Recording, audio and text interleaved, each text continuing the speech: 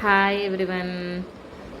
Eggs ఉడకబెట్టుకోవడానికి time లేనప్పుడు ఇలా సింపుల్గా ఎగ్ డ్రాప్ కర్రీ ట్రై చేయండి. సేమ్ ఆమ్లెట్ తిన్న ఫీలింగ్ అలాగే ఎగ్ కర్రీ తిన్న ఫీలింగ్ రెండు వస్తాయి. దీని ప్రాసెస్ ఏంటో చూసేయండి. 2 మీడియం సైజ్ ఆనియన్లు తీసుకొని ఇలా ముక్కలుగా కట్ చేసుకొని పక్కన పెట్టుకోండి. అలాగే ఒక 4 టమాటాలు, 2 పచ్చిమిరకాయలు చిన్నగా కట్ చేసి పెట్టుకోండి. కొద్దిగా కరివేపాకు, కొత్తిమీర, ఒక 4 గుడ్లు తీసుకోండి.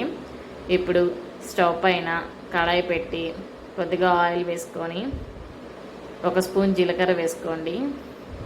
జీలకర్ర కొద్దిగా ఫ్రై అయ్యాక కట్ చేసి పెట్టుకున్న ఆనియన్స్ కూడా వేసేసుకొని మొత్తం అంతా కలిసేటట్టు ఒకసారి బాగా కలుపుకోండి. మరీ ఎక్కువ బ్రౌన్ అవసరం లేదు. కొద్దిగా కరివేపాకు అలాగే కట్ చేసి పెట్టుకున్న పచ్చిమిరకాయలు కూడా వేసుకొని ఒకసారి అంతా కలిసేటట్టు బాగా కలుపుకోవాలి. ఒక్కొక్క దాని తర్వాత ఒక్కొక్కటి వేస్తూ ఉంటే టేస్ట్ బాగుంటుంది. ఇలా మూత పెట్టి ఒక సిమ్లో ఒక 5 నిమిషాలు మగ్గించండి. ఈ లోపల టమాటాలను కట్ చేసుకొని మిక్సీ పట్టుకొని టమాటో ప్యూరీ రెడీ చేసుకొని పెట్టుకోండి. ఇలా లైట్గా బ్రౌన్గా వచ్చాక ఉల్లిపాయలు మనం చేసి పెట్టుకున్న టమాటో ప్యూరీ అంతా కూడా వేసేసుకొని ఒకసారి అంతా బాగా కలుపుకోవాలి. తర్వాత గ్రేవీ కన్సిస్టెన్సీకి తగినట్టు కొద్దిగా వాటర్ పోసుకోండి. పసుపు, ఉప్పు, కారం ఒకదాని తర్వాత ఒకటి అన్నీ వేసుకొని మంచి మిక్సీ చేయండి.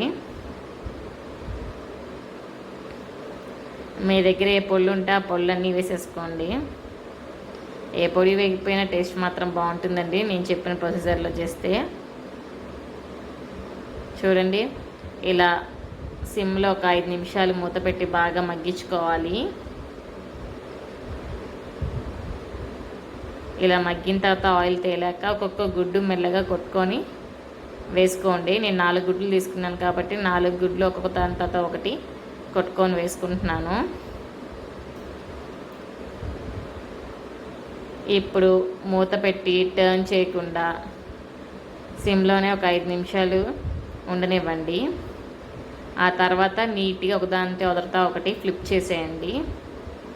అంతే, ఎగ్ డ్రాప్ కర్రీ ఈజీగా అయిపోతుంది. వీడియో నచ్చినట్టయితే ప్లీజ్ లైక్ చేయండి, షేర్ చేయండి, కమెంట్ చేయండి, సబ్స్క్రైబ్ చేసుకోండి. ఫైనల్గా కొత్తిమీర జల్లేసుకొని స్టవ్ ఆఫ్ చేసేయడమే.